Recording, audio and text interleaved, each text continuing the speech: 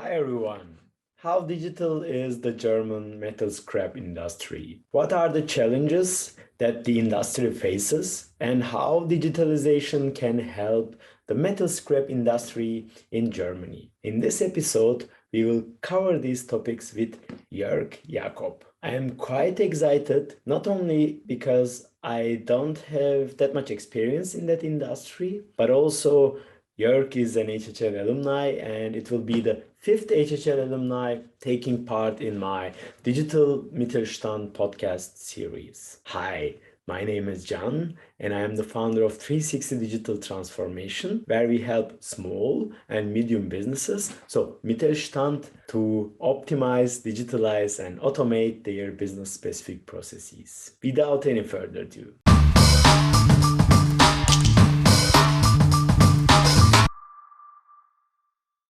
Hi, Jörg. Welcome to the show. Hi, Jan. Thank you. Thank you for being here. Can you please introduce yourself? Yeah, my name is Jörg Jacob. I'm 35 years old. I'm a father of two kids and married with a wife. And we are from Leipzig in Saxony.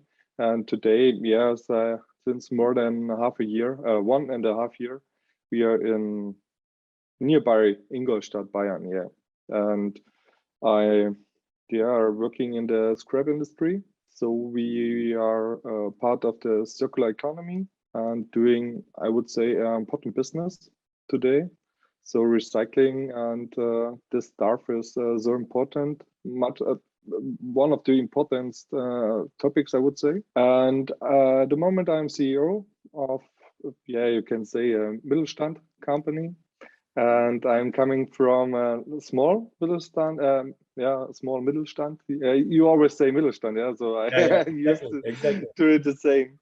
And yeah, it was our family business, also in the scrap industry, or scrap metal industry, to be more precise. I changed my situation because of personal things, so to say. And yeah, now I'm part of a bigger company. We have a big machine where you put a whole car inside and have recycling of it.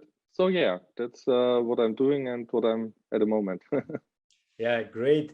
I am actually quite excited because first of all, I don't have any experience in the scrap industry. Therefore, I am looking forward to learning from you. And the second thing is that you are also an HHL alumni. And although we haven't met probably in person, but it's great to have you here. You will be the fifth HHL alumni in the whole Digital Mittelstand series. So thank you again for being here. Yeah, of course, it's a pleasure to meet. It's always fun to speak to HHL alumni, and yeah, it's a cool community, and so we have a lot of fun. Yeah. Exactly. But you said that you have owned your own family business, so definitive Mittelstand, and then right now you are in another region of Germany, but still managing director of another Mittelstand company. So I believe your experiences are quite valid for us and important. Therefore, I would like to start with a generic question. So how do you see the digitalization level of German Mittelstand? I would say we have a good start at the moment. And you can see a lot of startups coming right now, and they come from a Mittelstand, I would say. We attend a lot of meetings in the last years, meetings with a lot of other companies and with consultants that try to get digitalization in the Mittelstand. And I would say 3-4 years ago, there was just talking, and no one really had projects or some experience about it. And they have little startups or little consultancies that would like to do that, but companies or bigger Mittelstand companies not had a focus on it, not a priority in it. And I would say we get over that. And now at the moment, I see it a lot of times that especially companies from the Mittelstand focus on digitalization now know how important it is, give them a priority. And I would say there's a lot to do. There's a long way we have to go. But I would say the start is done and we are now on the right way. Yeah, glad to hear that, because yes, as you mentioned, 3-4 years ago, it was blah, blah, blah a little bit. Right now, we see a lot of companies taking actions, and love to hear Mittelstand going more and more digital. But if we come to your experience and your company, if no secret, of course, what measures of digitalization are being implemented? How do you see the digitalization in your company? I have a colleague and he started with little projects, started to run a small project. And now over the last months, he became more in charge for new projects and topics in the company. And he's trying to build digitalization in that meaning that we try to implement things that in other companies or other industries are common. But in our scrap metal industry, we are a little behind the time, I would say. So we are talking about office without paper or digital signature or tracking of your cars and trucks.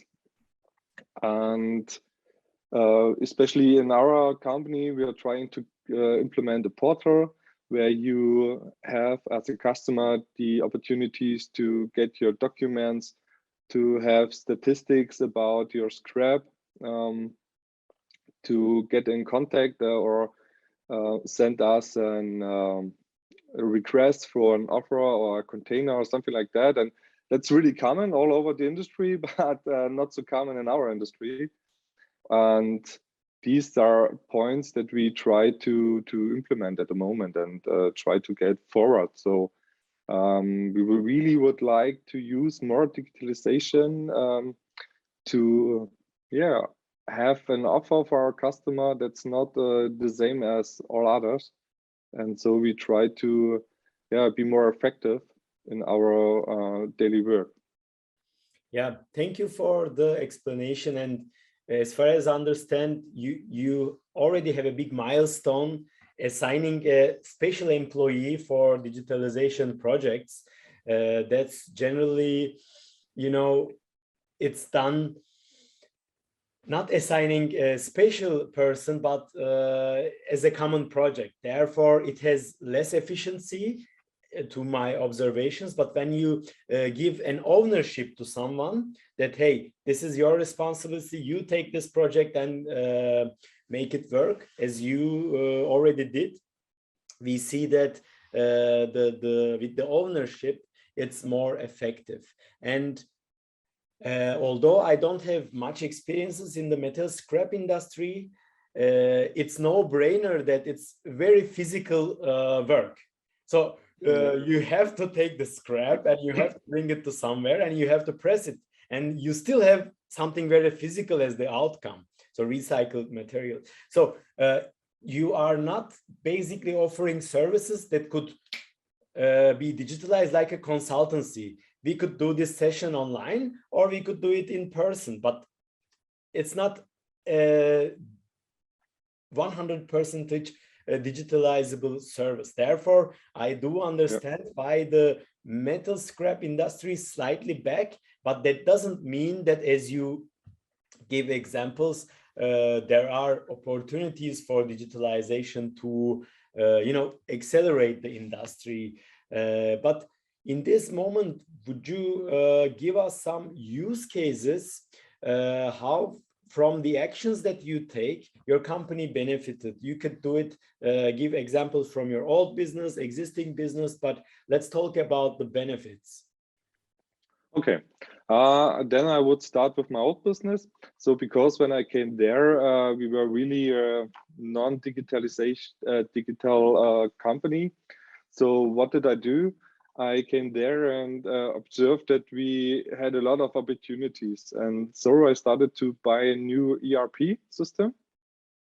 And this made us this give us the opportunity, so to say, to go into digitalization, because the old system was just we had IT, of course, PCs, and didn't write it anymore on paper, something like 20 years ago. So that was not that bad start. So, but we had no opportunity to do anything more about that. Just we had to use Excel sheets to do some some tasks like preparing the price list for the internet. And that was to that time something new. No one would like to get transparent in that business. So that's most of the time people try to make it not easy to understand for the customer how prices become on the market, how they arise. And so we started to give more transparency in that case. So, but that's what really low level digitalization, so to say. And then how I said, we get this ERP system, and therefore we were able to have digital signature on our papers. And so people could have them digital, or we are always could print it, and that was possible too. And so you could combine these two worlds. So these old non-digitalization digital processes, that were really important for one and other customers. And then you have customers who really would like to have everything digital, invoices or other papers. And on that start, we go further and try to implement mobile devices on our scrapyard. So if you normally you come, you get weight. So then you drive to a place, there's a person looking at your material and saying, oh, okay, that's good, it's not good, or it's at this price or not. And everything was on paper. And you have always the problem, the paper can be manipulated. And with these mobile devices, you could make it more safe, more secure, and you can do digital processes with these informations in the ERP system, of course, and make it more effective in the whole line of process. And you can add photos. So when most of the time when you're going to get the material in containers, so your customer don't see it when you come to our scrapyard, and you put it there. There's no customer in nearby, and you can't tell him, okay, that's good, that's bad. So you have to make photos.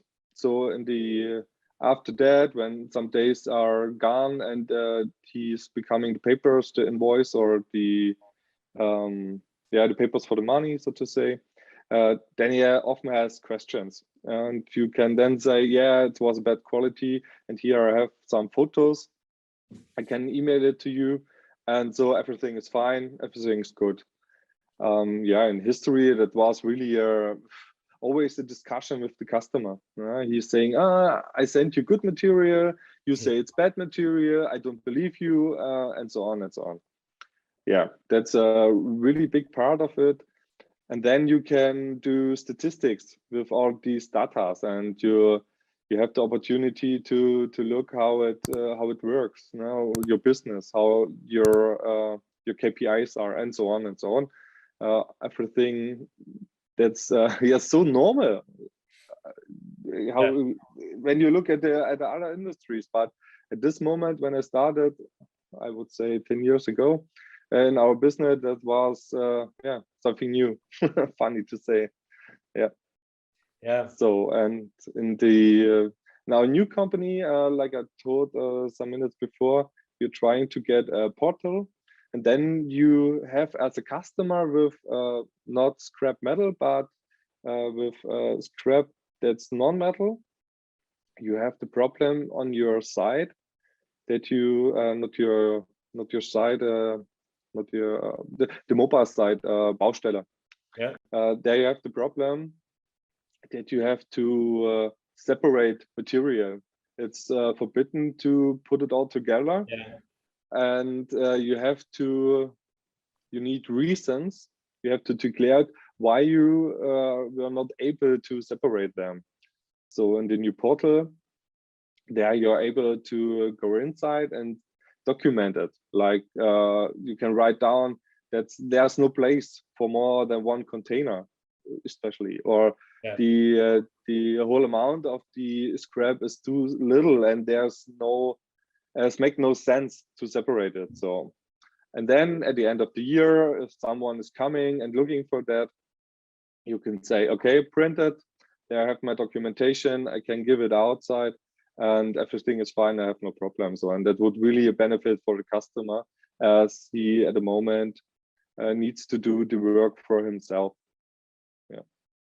Yeah, that was a very comprehensive summary. Thank you for that. But just to summarize, you started with implementing an ERP system where you can plan not only your resources, but slightly step by step integrate some digital processes where you can also have documentation to track the history. As you said, why it was so. Then here is the proof why it was so. So why couldn't you separate the scrap, for example? Here that the proof that there was no place for many containers, for example. But that is very interesting because you by using digital processes, you create data, you generate data, and with these data you can always go back and track what you have done.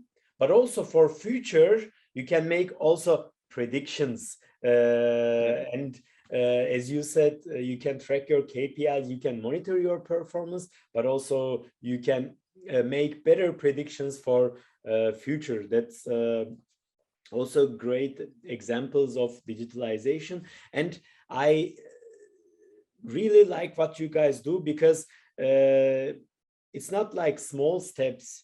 I think a partial success is way more better than no digitalization at all. So partial digitalization, okay, digital signature, it might not sound fancy, but it is still a very valid use case because you save time, you save paper, you save errors, and you can always go back and find the document who signed, when signed, what time, for example. So those are, yes, small steps, but very important. And when you start with that, people get used to use digital invoices. And you have also mentioned something very important for me, because you said some of your clients would still like paper invoices and some of your clients would like digital invoices. You cannot dictate your clients, no, you take digital, unless you are Amazon, right? So of course you have to provide paper for the clients that want paper, but digital for the clients that wants digital. And I believe that it's a benefit of digitalization because you can play in both worlds. So from my side, that was a great example. And do you have a strategy for the upcoming years for your digital transformation project? No, I would say we have not really a strategy, to be honest. We have ideas. That sounds funny. But that's the case. We are at the moment at, I would say, in the time where everyone is looking to the other side and saying, okay, what's he doing? Is that good for us? Is that an opportunity for us, or it's not? Let him do it. If it's okay, we can do it also. And I would say in our industry, or especially in our company, We are really, yeah, we're doing. It's hard to get to new ideas in terms of digitalization, because you always have that idea that it has to be possible to do it like we did it 20 years ago, and digitalization is always a lot of money, and where's the benefit? I would like to have it on paper to see it's good or it's bad, do it monetarize or not. And some of these cases, like I'm going back to the portal, you can't put it in figures. Of course you Easily. can, yeah. Not easily, but You can always, but if you are honest and fair, you would do it. It's really hard to have a prediction on that.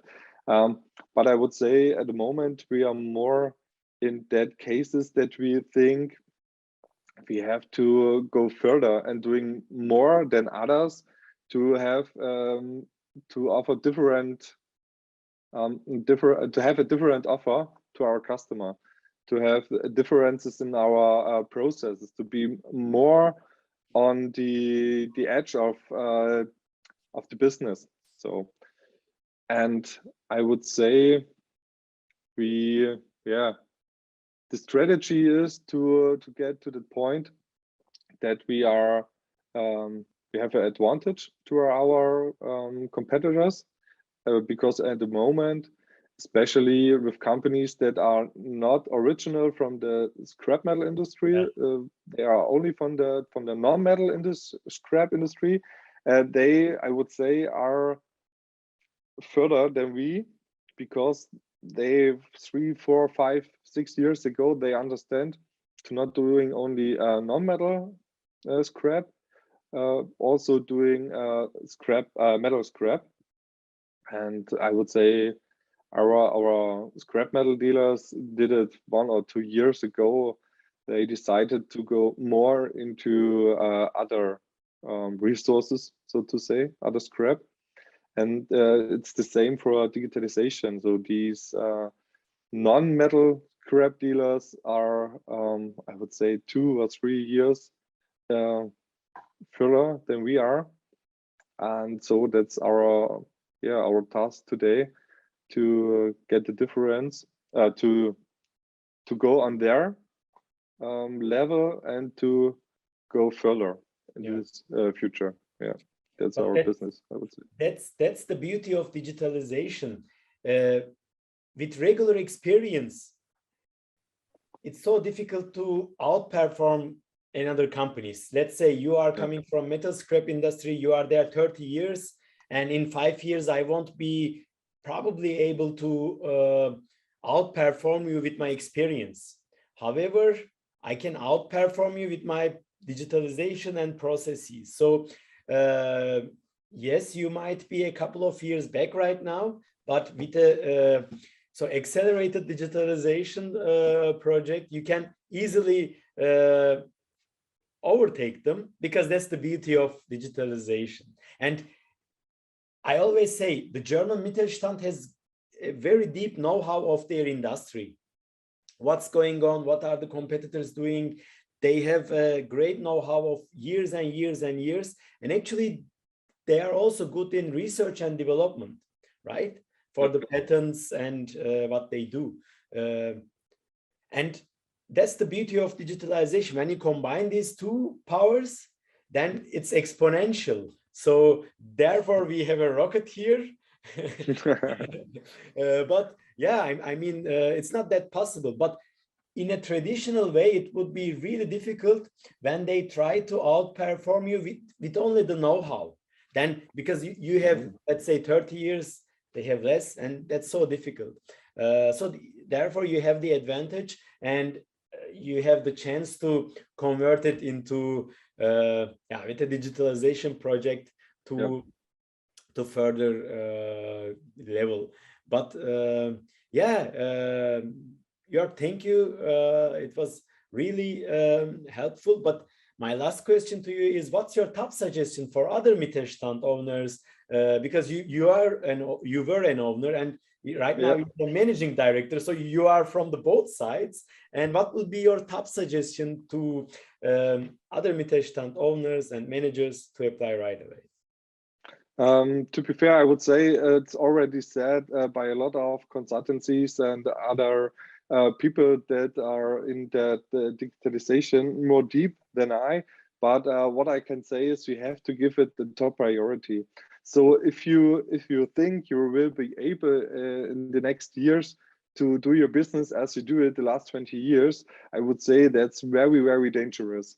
So there are a lot of companies that already existed a lot of years ago and understand to go further to have new processes, new offers to customers, new ideas doing the business. And then you have the, the dangerous startups. In our industry, especially, they are not that far at the moment. They had, I would say, a lot of resistance in the market, in the industry by the customers that are not at the moment trying to get this offers of startup like in other industries. But I think time is near where customers change their mind. And I could imagine that there are other industries where it's the same. So where the last 5 years customers were not asking for that, but it will now become more and more important. And so and it's not only giving priority by get some money to it and probably one person, yeah, come on, do a little bit digitalization, please. Here you have some money and yeah, do what we want. It's not that much money that I'm really concerned about. It had to go further. So these company owners have to understand that the digitalization, digital processes are so important, and that it's the and sometimes the core of the business. And I would say it's a lot of times the core of the business.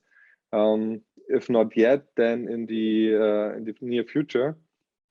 And to understand that the whole company has to think also in digital processes, because I see it with my employees at the moment. They come to me and ask, why can't we do it that way? Why can't we do it that way? I see it in another company, in another industry, they're doing it that way. Why not we? And so there's no reason why not we. We have to do it, and I try to get there.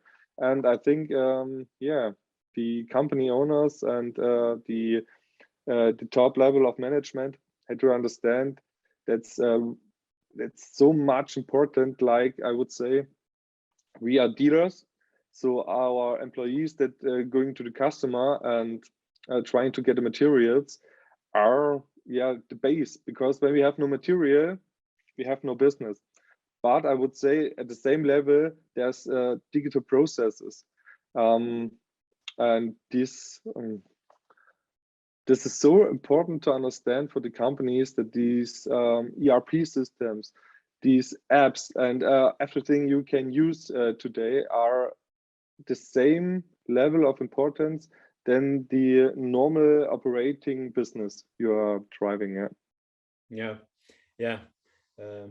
That's a great advice. Yes, because Mittelstand is buried on their daily business because they have to run the business. That's all the respect. But you have to spare some time and resources to think ahead how we can go further, how we can be better than today without affecting our daily business. So that's taking some time for a perspective and implementing those digital processes or apps like you are as a managing director receiving from your employees this direct feedback, actually. Why we cannot do this like this. And you gave a great example. Thank you. How people can find you, Jörg? How they can find me? I'm on LinkedIn. Yeah. I'm also trying to get in touch with HHL Alumni if their Corona is not that bad and don't prevent to meet us together. And yeah, of course, you can try to look at Ingolstadt. Yeah.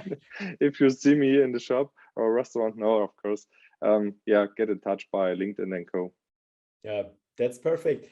Jörg, thank you for such great insights from the industry, and would love to hear more in the future. It was a pleasure and was the first time for me, so I hope it's not that bad. And yeah, hope I could give you some insights and valued information. Yeah, Thank you. thank you, John. Our audience will enjoy that as well. Thank you. Ciao. Thank you. Bye. One episode every Tuesday at 7:45 a.m. and also other videos for digital transformation. If you like the content, please subscribe, and you can reach me out anytime by my email.